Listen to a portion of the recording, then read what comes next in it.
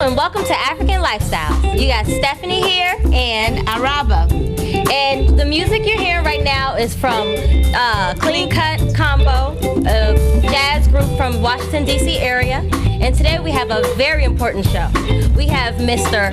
Patrick Burrows. He's a professor and an author who wrote a book about press media in Liberia.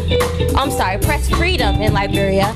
Power and press freedom in Liberia, 1830 to 1970. Please stay in your seats. We'll be right back.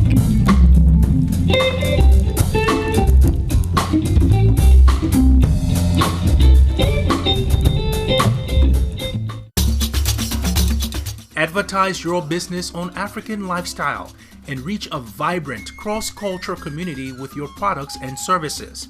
For more information, call 703-896-6212 or visit us on the web at africanlifestyletv.com.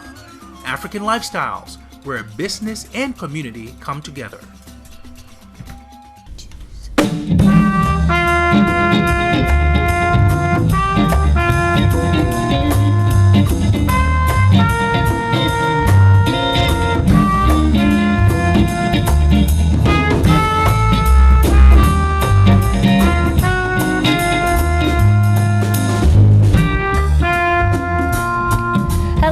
And welcome to African Lifestyles. Today we have a guest with us, Mr. Patrick Burrows. He's an author and a professor, and we're going to be talking about his book along with other books that he's written. But today we're going to be talking about power and press freedom in Liberia. Hello and welcome, Mr. Patrick. Hello. How are you today? Wonderful. So, you say you're an author and a professor. Mm-hmm. What do you prefer to call yourself? Which one are you first? I'm all of those. And I'm a father as well. Okay. among other Okay, things. so Yes. you're all of it. Yes. So, when did you start writing? I can't remember a time when I wasn't writing. I developed an interest in writing and the arts pretty early. Mm-hmm. I think in part it was because I was one of 5 children, but I had the experience of being an only. Because the 2 older ones were close in age and close in activities. Right. The 2 younger ones were similar. Uh-huh. And I was somewhere in the middle, separated yourself. from the So the you 2 did groups. your stuff. So I did my thing, and I drew, and I wrote, and so forth. Okay.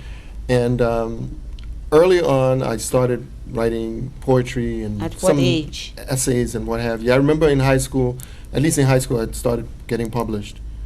Where? And, Over here or in Africa? Oh, I was born in Liberia. Okay. In fact, I think one of the things that led me to kind of reflect and write was the environment I grew up in.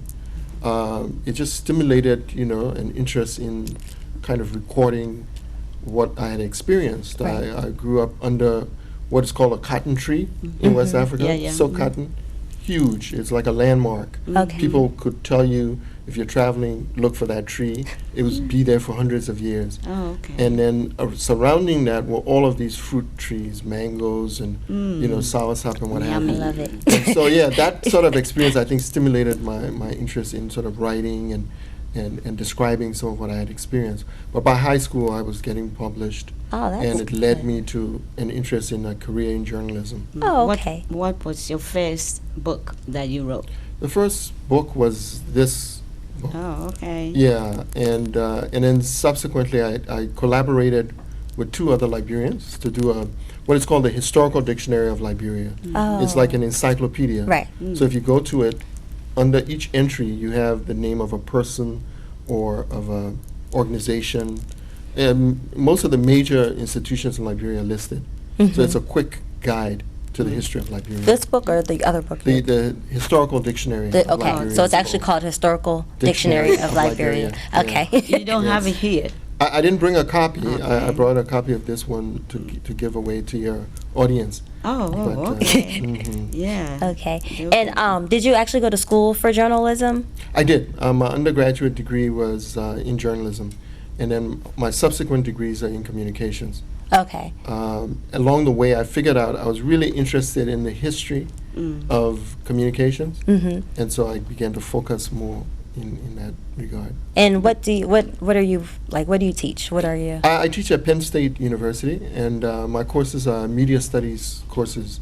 So I teach writing for media, Okay. communication theory, a variety of classes actually. What led you into teaching? That's an interesting